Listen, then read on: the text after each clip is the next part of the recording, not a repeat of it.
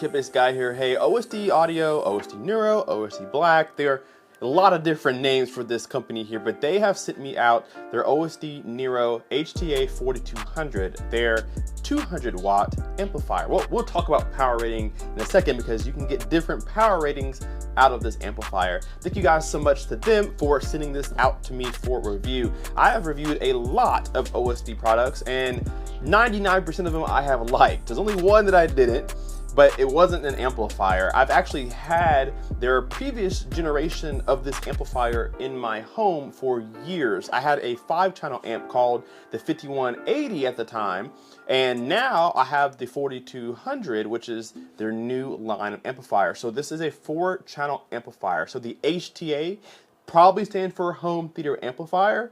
The 4 in the 4200 stands for the 4 channels, and then the 200 in the 4200 is the power rating. So 4 channels in this one here, and they've updated it quite a bit. I actually have the previous generation unplugged, and I'm gonna put it on top so you guys can see the differences front and back. We'll talk about the differences internally as well. So let's go into that power rating. So they, on their screen, when you go look up the specs, you're gonna see first that this will give you 200 watts, but don't be deceived, there are different power ratings for different speakers. So for most people, with most speakers, you're probably gonna get 140 watts at 8 ohms. If you have a little more hungry or more aggressive kind of speaker when it comes to power, you can get 200 watts at 4 ohms if you like to. I have 4 ohm speakers, so I'll be getting 200 watts. There is an option to bridge this amplifier too. So if you wanna do that, you can get 300 watts if you bridge it, and you do have a bridge mode that you can set your speakers to. So lots of different ways to use this. They even have a power rating, I think 280 watts or something like that, or maybe 300 watts or something like that. I think 280 if you decide to use this as a 1-channel amplifier. So if you don't want to use all 4, if you're using it for 1 speaker, you can get 280 watts, I think is what it said there. So there's a lot of different ways to use this amplifier. One of the things that I loved about the previous generation that I have right now is its build quality. It's stout. This one is about 48, 50 pounds, something like that. The box weight was about 52 pounds. This is probably just a little bit underneath that. So it's not too hard to move, but it does have some really nice parts in here. It's air cooled, so that turtle transformer in there is going to have cooling everywhere from the top. I think it's cooled from underneath as well, so lots of ventilation. I personally use a S7 air fan on the top of my amplifiers to continue to release that heat. I don't like heat getting trapped inside my amplifier, so I have a fan for it, but it will stay cool without it. So that's nice to see. There's tons of venting, I mean, almost everywhere. I can feel it under the bottom. I can clearly see it on the top.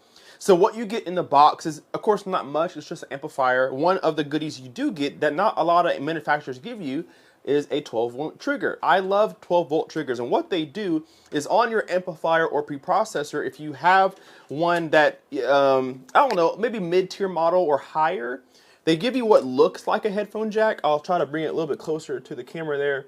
But this is basically a 3.5 millimeter jack that goes from your receiver or amplifier into your preprocessor or whatever you have. So you just make that connection between amplifier and AV processor or AV receiver, and when you turn on your system, it automatically turns on all your amplifiers too. So this is a 12-volt trigger, so it turns on and off with your receiver or preprocessor. It also has a 12-volt trigger out, so you can daisy chain it to maybe some other amplifiers so that they all turn on and off with the same power button. So it's really cool. Speaking of other power inputs here, of course you get a power cord here, no power brick, which I love to see that. Just a standard 3-foot cord here. And then on the back side, you have the option to either use RCAs or use XLR balance inputs, which is great. I personally use XLR cables for everything in my system other than the speaker wire from amplifier to speaker. So it's the cleanest sound you're gonna be able to get with the lowest noise floor, but you can use RCAs. And if you wanna make that decision, all you do is plug it up. You don't have to tell the amplifier that you're gonna use RCAs or that you're gonna use XLRs.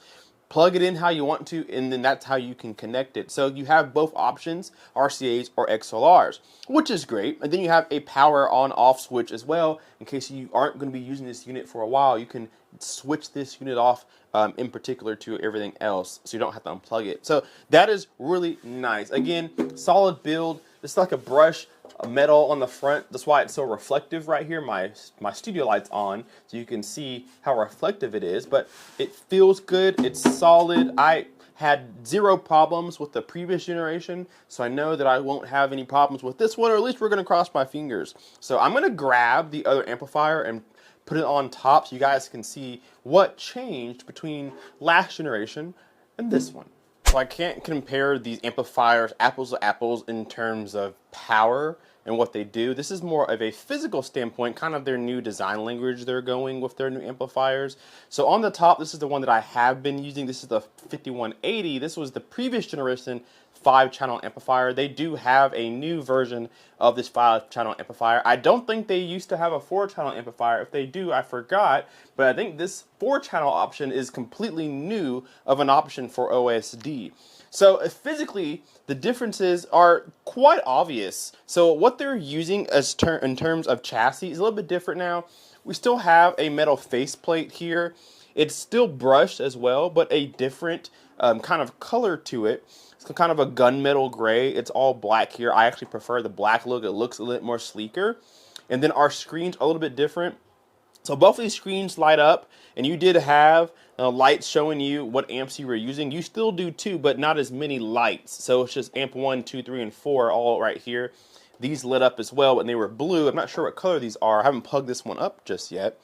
So that's a difference there. Our power button's also different as well. So on the back of this amp here, the top one, the previous generation, you didn't have a dedicated button to turn on and off the amp as far as cutting power completely.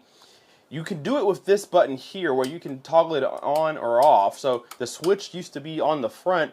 Now that switch is on the back side of it. There is a power button here on the front of this one. This is just to turn the amp on and off manually if you're not using 12-volt trigger. So that's really cool to see. So now a dedicated on-off button up front, not one up here. So that's pretty cool. The next difference that I'm seeing in terms of size, they are exactly the same depth. So it looks like the amplifiers that they were using in the previous generation, they do give more power in the new generation, but they seem to be about the same size. So the chassis in terms of length isn't any different whatsoever, or width. They are exactly the same width and depth altogether. But the height has been changed. There are 5 amplifiers inside of this amplifier. This is a Class H amplifier. The bottom one here is an AB, a Class AB, and it is taller. You guys can probably obviously see that. So in terms of size, it is very different. Now there's only one more amplifier in this one than there is in this one, but this is way heavier. This is probably closer to 60, 65 pounds.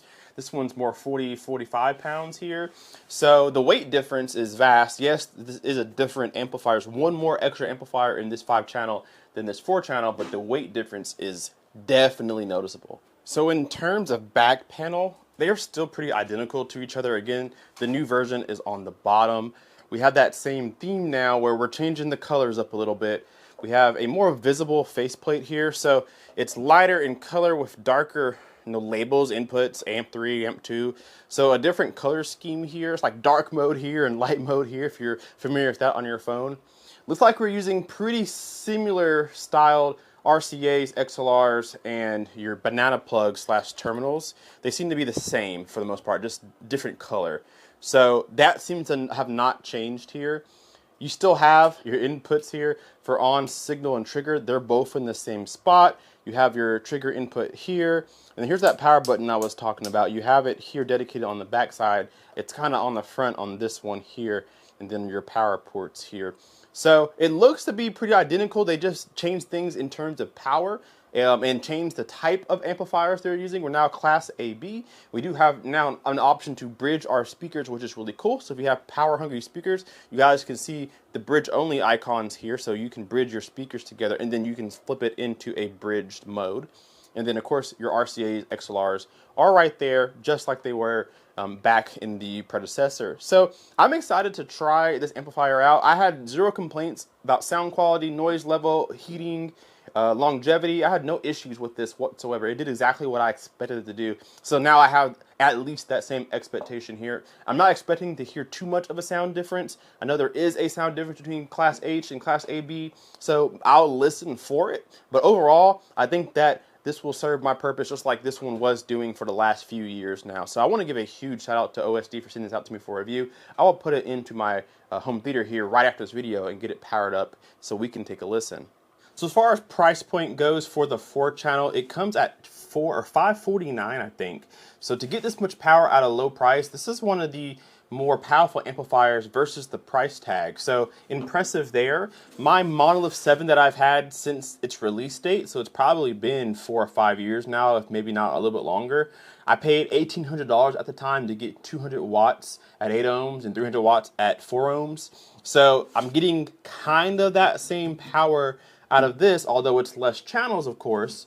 I'm getting that same power rating. So OSD, again, if you haven't seen me or heard me talk about them before, I've always talked about them as a company that gives you a lot of performance for not a lot of cash in comparison to a lot of the space around us. So this is an amplifier that I feel is the same way, where we're getting a good bit of juice, a good bit of sound quality, and a good bit of longevity.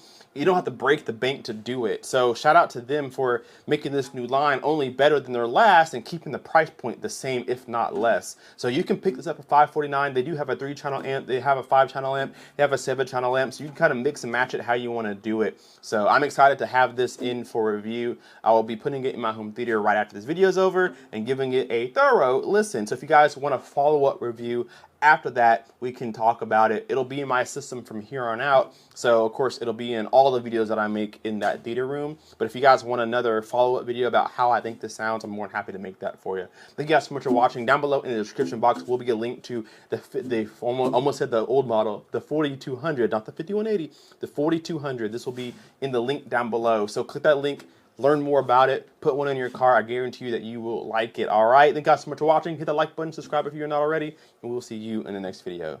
K-Pace Guy out. Peace.